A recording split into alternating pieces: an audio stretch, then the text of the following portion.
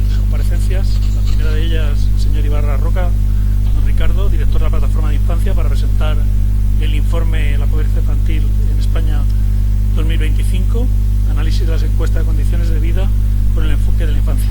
Tiene usted la palabra, don Ricardo. Pues muchísimas gracias.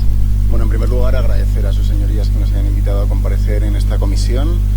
Yo represento la Plataforma de Infancia, que para quien no nos conozca, es una red que aglutina más de 75 organizaciones de infancia en nuestro país.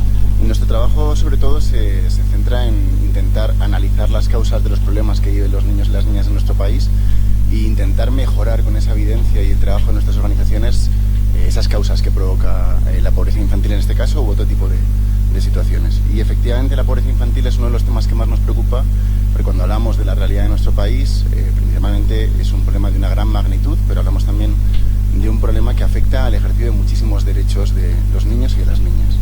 Por esa razón, lo primero, pues me agradezco que podamos abordar este tema y luego el poder hablar de este informe, ¿no? El informe del análisis de la encuesta de condiciones de vida, un informe que hicimos el año pasado en base a los datos que ofrece el INE, el Instituto Nacional de Estadística, y que aunque todavía no tenemos el nuevo, el de 2026, sí que tenemos algunos datos que han salido publicados hace unos pocos días, a principios de febrero, y aunque no tenemos todo el análisis como este informe recoge y que pueden encontrar en nuestra página web, sí que tenemos un primer muestreo de información y voy a intentar utilizar los datos más recientes para que tengamos el mejor diagnóstico, porque es la única forma de mejorar las políticas públicas.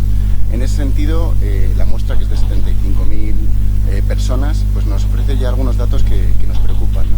Pero también, como no tengo mucho tiempo, me voy a centrar sobre todo en hablar de la infancia, que es lógicamente el tema que más conocemos en la Plataforma de Infancia, y sobre todo porque además tienen más tarde la comparecencia de gente de APN o de FOESA que van a hablar de otros datos más generales.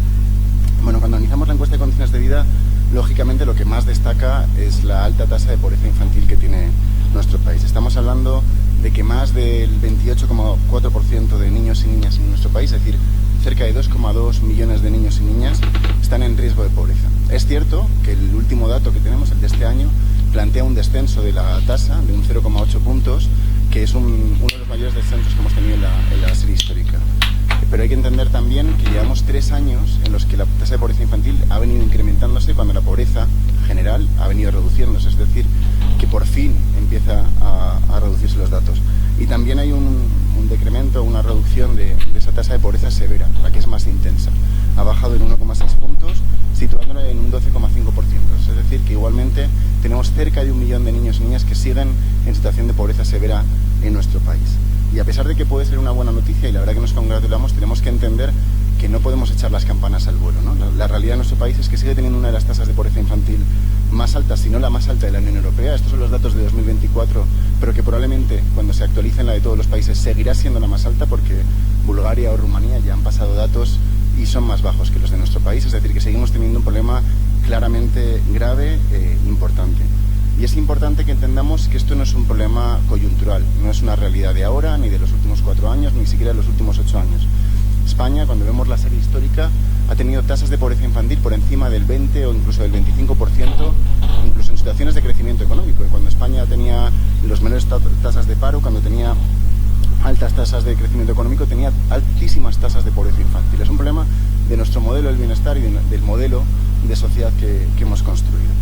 Es por eso que cuando hablamos de familias jóvenes y hablamos de la realidad que viven, tenemos que entender que el coste de la crianza, el coste de cuidar a un niño y una niña con dignidad, supone unos 758 euros al mes.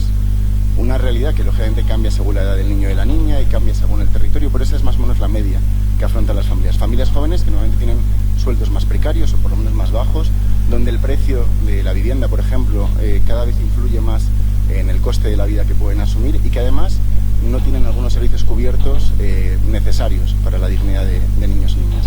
De hecho, la vivienda cada vez tiene un mayor peso. Como decía, en la propia encuesta de condiciones de vida lo vemos reflejado, ¿no? La dimensión del sobrecoste de la vivienda, es decir, cuando destinamos más del 40% de los ingresos de un hogar a gastos relacionados con la vivienda, ya sea la hipoteca, el alquiler u otro tipo de gastos, cada vez son más familias que manifiestan estar en ese sobrecoste. En el caso de los niños y las niñas, el 8,6% están en una situación de sobrecoste de vivienda. Y la propia encuesta habla de algunas dimensiones concretas de cómo afecta esa vivienda en algunas carencias.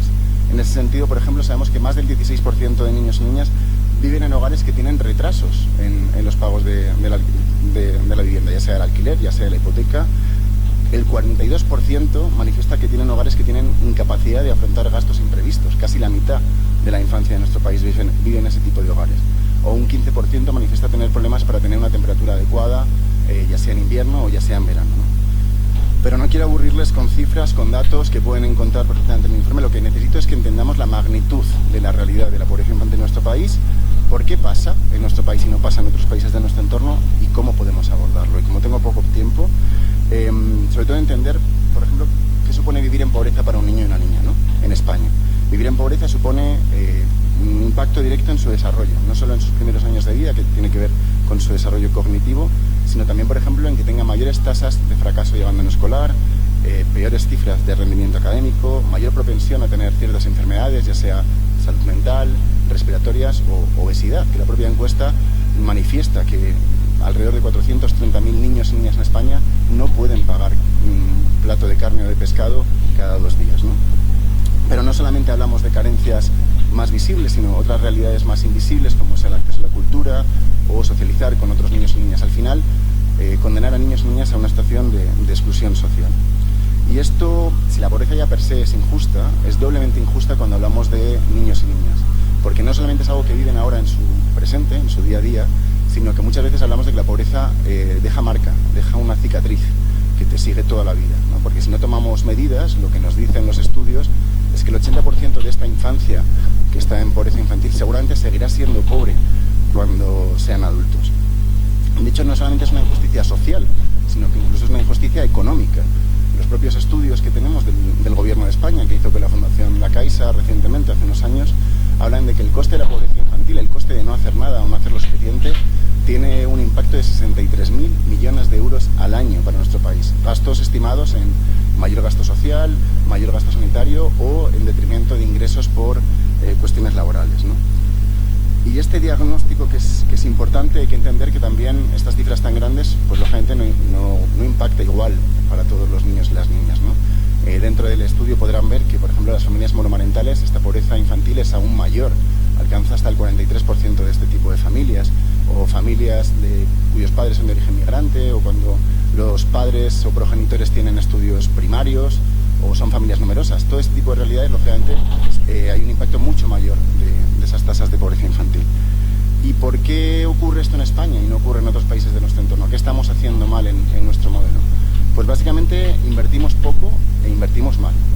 Cuando medimos la inversión de la Unión Europea, esta es la comparativa de Eurostat, la más reciente que tenemos una inversión alrededor del 1,36% del PIB de inversión en políticas de infancia y familia, ¿no? Frente al 2,4% de la media europea. Es decir, que otro país europeo con nuestra capacidad económica invertiría o priorizaría en su gasto unos 14.000 millones de euros más al año en políticas de infancia y familia. Un gasto que al final en nuestro país no solamente es pequeño, sino también es muy ineficiente. ¿Por qué? Porque las ayudas, aunque está cambiando en los últimos años, están sobre todo orientadas a desgravaciones fiscales, en la gran mayoría de ellas, que por supuesto llegan a familias que les viene bien, pero que a lo mejor no son las que más lo necesitan, pero el resto de ayudas para esas familias que no llegan ni a hacer la declaración de la renta, no solamente son menores, sino que además son focalizadas e implican una gran burocracia. Lo que estamos viendo es que hay muchas dificultades para llegar a ese otro tipo de ayudas para las familias que más lo necesitan. Y un ejemplo muy paradigmático es el IMV y el CAPI, ¿no? Nosotros analizamos en su momento el IMV y el CAPI, hay una publicación que he compartido con ustedes, donde vemos como es una medida que fue muy importante durante la pandemia, consiguió que la pobreza infantil no creciera hasta el 40%, consiguió poner un techo a esas situaciones de pobreza, pero vemos que está teniendo un gran problema en su despliegue a pesar de las mejoras y los cambios que ha tenido. Por un lado vemos como, por los informes de la AIREF, que el 56% de potenciales beneficiarios, lo que se llama non-take-up, no llegan a adquirir el IMV, y en el caso del CAPI es aún mayor, es hasta el 72% de familias potenciales no reciben esta ayuda. Y no solamente hay problemas en el acceso, hay problemas también metodológicos del propio diseño de la medida. Sabemos, como decíamos antes, que la pobreza es mayor en la adolescencia, hay mayores costes, y sin embargo el CAPI refuerza, sobre todo en las menores edades, mayor incremento económico de la ayuda, cuando debería ser, en nuestro juicio, al revés, ¿no? Y también creemos que debería incrementarse la cuantía. Si precisamente no estamos llegando a todos los niños y las niñas, por lo menos que aquellos que la están recibiendo consigamos reducir drásticamente la intensidad de esa pobreza.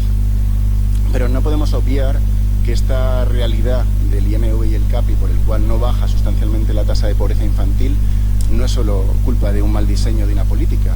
A la par que se ha desplegado el IMV y el CAPI, hemos visto como las rentas mínimas de inserción de muchas comunidades autónomas se ha reducido en un 60 o en un 90%. Es decir, ha habido un retroceso sustancial por parte de muchas comunidades autónomas aprovechando el despliegue de esta medida estatal en vez de complementarlo y mejorarlo, que es lo que debería pasar, ¿no?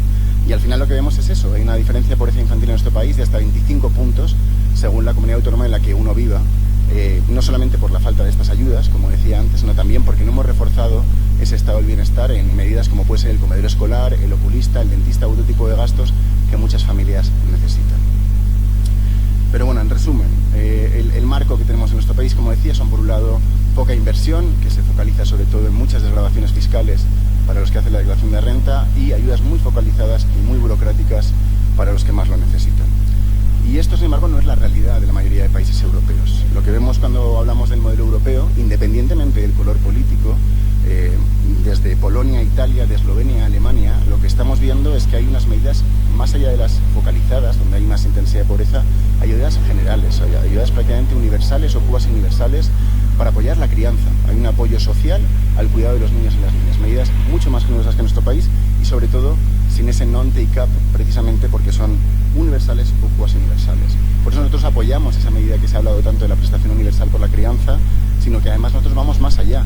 Nosotros hemos puesto encima de la mesa para que se abra ese debate público distintas formas de llevarla a la práctica, no solamente como una ayuda directa, sino también con un estudio que hicimos con la Universidad de Alcalá, con la UNED y con Save the Children, que tienen también online y en la mesa, donde vemos distintos modelos, tanto cambiando el CAPI, cambiando otro tipo de ayudas, o por ejemplo transformando algunas de las existentes. El mínimo por descendientes, que es una desgravación que hacen las familias, podríamos extenderlo con una desgravación fiscal reembolsable a aquellos que no hacen la declaración de la renta.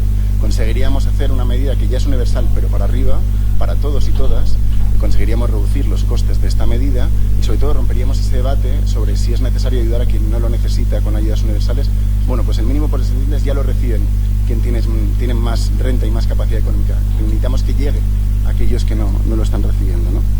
Pero a pesar de que esta es la principal medida que deberíamos implantar, también es necesario, lógicamente, otro tipo de medidas, ¿no? Acompañar esta medida, lógicamente, con un apoyo que tiene que ver con las administraciones autonómicas, administraciones locales, para garantizar que este problema tan grande, que es la pobreza infantil, cambie de una manera radical, ¿no? Por eso también apoyamos parte del debate que se está dando en el Congreso de los Diputados por un pacto de Estado contra la pobreza infantil. Necesitamos que haya un compromiso que vaya más allá de una legislatura y vaya más allá del Gobierno central para cambiar esta situación. Porque en definitiva, y en conclusión, para no pasarme del tiempo que tenemos, es necesario hacer una enmienda a la totalidad de cómo estamos abordando la pobreza infantil. No basta con esperar a que haya más crecimiento económico, no basta simplemente con que haya mejor empleo, no basta con esperar que algunas medidas se implementen un poco mejor. Necesitamos un cambio radical, un salto de gigante para la realidad de la pobreza infantil y un compromiso de país. Necesitamos que se empiecen a tomar medidas y tenemos ya la evidencia, tenemos ya los estudios, las recomendaciones internacionales del Comité de Derechos del Niño, de la OCDE, de la Comisión Europea,